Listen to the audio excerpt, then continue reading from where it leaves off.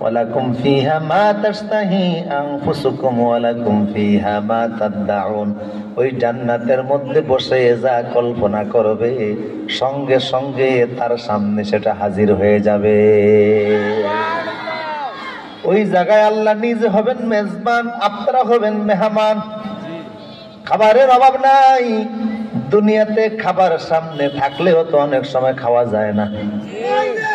5ই August Sheikh Hasina খাবার রান্না করেছে, ভাইয়ের জন্মদিন, চমৎকার রান্না, মুরগি পোলাও, রূপালী ইলিশের রান্না।